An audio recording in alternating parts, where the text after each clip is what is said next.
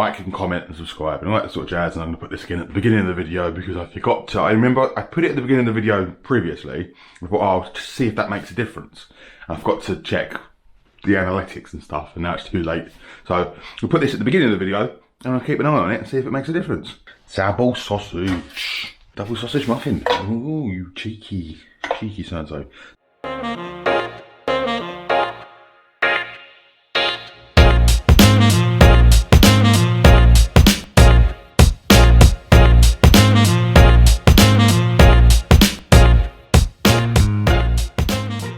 Morning. Right, it's early. Excuse the t-shirt, that is paint, not mustard. I'm about to go crack on with some decorating. I've got some bits out from shelves that need to get put up and stuff, so ignore the mess. Still not fully settled in, but getting there. Make myself a nice breakfast before I crack on with a busy day of decorating. So I'm gonna make myself a sausage and egg McMuffin. Now, I had planned on making a sausage and egg McMuffin properly, but I forgot to buy sausages. Instead, I'm going to use these things called lawn slices. Sometimes these I've only ever seen sold frozen. If you've not seen them before, they're little square sausage patties. And they're bloody brilliant. I always, not always, but I quite often will have a pack of these in the freezer. Because if you wanted to defrost them, you've got sausage meat, or you've just got a slice of sausage to put in sandwiches and sarnies, or they just look kind of cool on a plate with an egg on them, maybe, things like that. Essentially, they are just a square sausage, not in a casing. So they're perfect for stuff like this, except they're square, not round, but, you know, aesthetics. Iceland have always got these. They're Scottish style recipe. They've been around donkey's years. I think I remember seeing in the news recently, someone else has started doing them without realising. I think it was Aldi or Lidl was like, oh, look at our square sausage slices. Like, we've had them for donkey's years in Scotland. But these are from Iceland. Iceland always have them. Most places will probably have them at bigger supermarkets, will have them in the freezer section. I've never seen them fresh. I've only ever seen them frozen. If you want to do this and you've got sausages, you're doing it the proper way. I might redo this because it feels like I'm a bit of a cop-out, but, you know, we're not all perfect. All you want to do is get a sausage, cut the casing off of it, and squeeze the sausage into a burger patty sort of shape. And then fry it. Simples. You need to make it into a patty before you cook it. Because if you cook it, you can't then turn it into a burger, if you know what I mean. So these, I'm going to make one sausage and egg McMuffin and one double sausage muffin. So these, cook them frozen, stick them in a frying pan. This is medium low. So they're just going to fry away. While we're doing that, we're going to get our buns, in this case, muffin. Don't know if you know how to open a muffin. You're not supposed to cut a muffin. You can cut a muffin, but the best way to open a muffin is if you get a fork and push it in around the perimeter. Try and keep it even, and try and keep it going in flat, if you know what I mean. And then what you'd get, once you've done that, bear with. Do excuse any stomach growling and grumbling because I am actually absolutely starving. But, you know, I'm dedicated to the cause. Not dedicated enough to buy proper sausages, but dedicated enough to make this, film this one quick. So then you get this, it's much more textured, crumbly texture. So I'm going to put that in a pan, dry pan. You stick a bit of butter in there if you want, but we're just going to toast it off, give it a bit of texture. Do the same with the second muffin, or however many muffins you're making.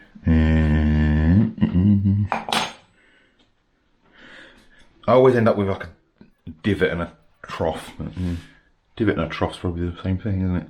So I'm just going to toast them off in a dry pan. Again, medium low. I'm just going to go put these back in the freezer before I forget. You can come with me if you want. So I've got, still cold but a bit bright, outdoor utility room, washing machine, a big fridge freezer in it. And I'm gonna, canned goods and everything can go out here, but it's all still needing a bit of work. Getting there with the garden though, dug some of it over, and you know, it'd be lovely out here in the summer. The sun's just coming up, the sun just curls over there and it's sunny all day long. And still got tools and crap everywhere.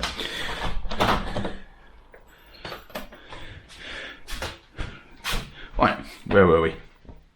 The only other things you can need, If you wanted bacon, you can make this with bacon instead, or with double up. Why not? I ain't gonna judge. This, much like an actual proper burger, is one of the times when cheese slices, like air quotes, fake cheese slices, which they're not fake, they're real cheese. They're like, there is no substitute. You need the fake cheese. I mean, you could put some proper cheddar in there if you wanted and do stuff like that. That's completely up to you. I wouldn't judge. The only other thing, if you want a sausage and egg, you need an egg. So we fry that in there afterwards. Let me just get my flippy doodad around. It's in here somewhere. There she blows. I can see the rest of that later. These tend to not need any fat. I just put them in a dry non-stick pan. If you're doing them in a cast or anything like that, you probably want to stick a bit of fat in there, a bit of oil, just because it's raw. Not raw. That's not. It's sausage meat. Well, it's raw. Raw sausage meat can be quite sticky. If you've ever made anything sausage meat, just want to keep an eye on your muffins so they don't burn. Just get a nice little bit of toast going on them. Right, and get these muffins off. Right, I'm just going to wipe that pan out, just so that those muffin remnants don't burn. I'm going to put the tiniest little splash of oil. I know this is a non-stick pan, but I want it to brown ever so slightly. Ooh, get that a bit hard. In with an egg. I'm sure you know how to fry an egg. If you've got, I mean, I have got one somewhere. A ring mould for a round thing. You can always put that in the pan and use it as a template, be the right word, but to make sure you keep a round egg. But you don't really need to worry. I'll just give these another little flip. I'm going to leave them on that side for just a little bit longer, so you start to get a bit of browning on there, and then get ready to whack some cheese on. What I do as well in this scenario is I burst the yolk. Just because if you've ever had a sausage and egg McMuffin, you don't have runny yolk pouring out of it. Alright. So you get a nice little bit of a browning going on. Bosh. Likewise, bosh. And whack our cheese slices on there. And you'll notice this is a match made in heaven. Perfect. Right. This egg, flippy do. Sauce of choice, whatever you might want. I'm going to go with tomato. Only because I feel like you can't get brown sauce on Muckies. And to serve. So I'm going to do single sausage and egg.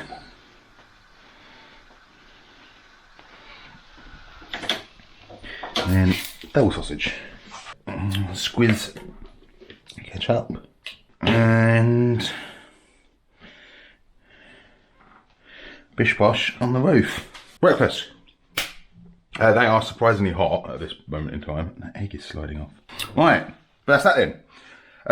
Trying to get a video out here in there. Obviously nothing too in depth at the moment because I'm not cooking too much and I'm still all over the place with the ass. But normal service will be resumed as shortly as possible, I promise. Other than that, be good. Can't be good, be lucky.